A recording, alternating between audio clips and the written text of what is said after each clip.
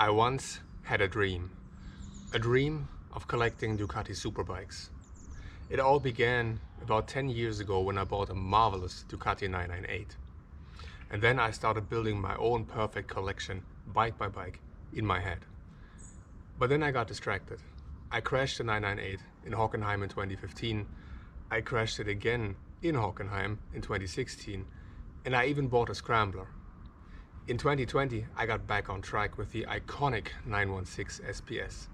And today, I'm happy to say, number 2 has finally arrived. Witness the controversial but superb Ducati 999.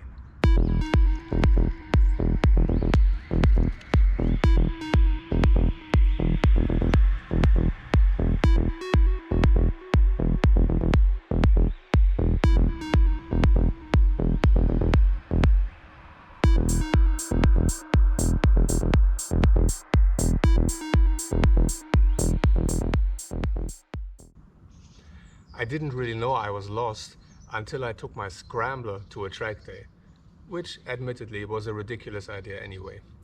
I scratched my feet on the ground in every corner and got sacked on straights by literally everybody else. So I went home and within just a matter of days decided to get a 999. Why the 999? Let me tell you. Obviously, the 999 is the official successor to the 916 family. And while its design was controversial back in the day, it stands out really nicely nowadays.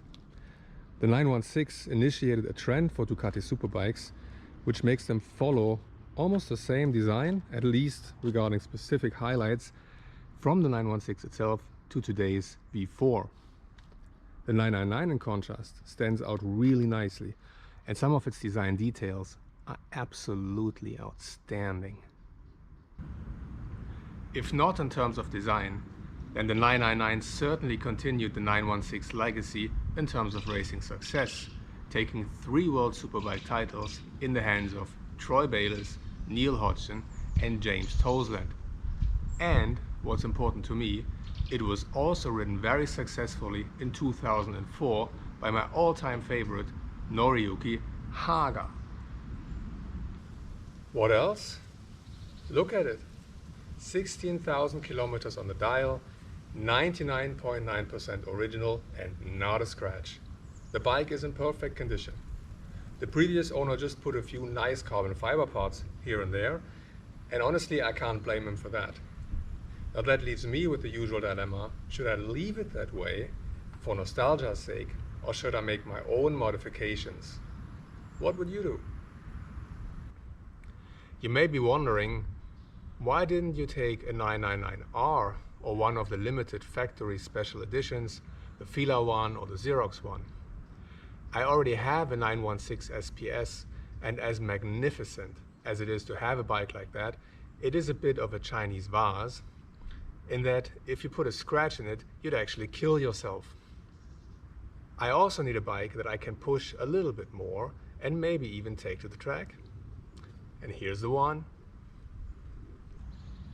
The final reason why I got this machine is that it has the same Testa Stretta engine as the Ducati 998, which is, in my opinion, the best engine ever. Speaking of which, this wouldn't be a new bike reveal without a proper sound check. So let's try.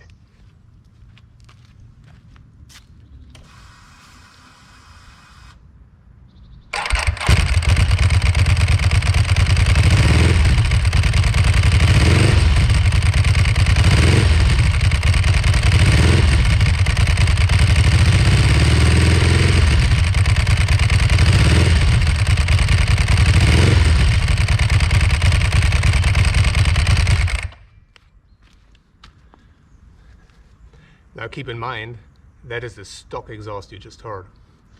What should I do next? Get a 1098, get an 888, get a Panigale, get a V4? Or do you think collections like this are stupid anyway because everything is going electric really soon? Tell me in the comments below. If you like this video, leave a like. If you want to see more, hit the subscribe button. Donnie Desmo, out.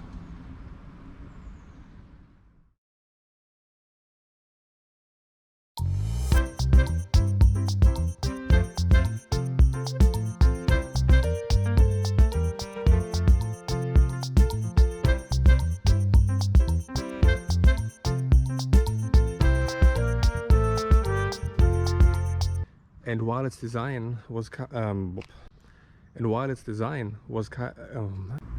now that leaves me with the usual dilemma. Should I,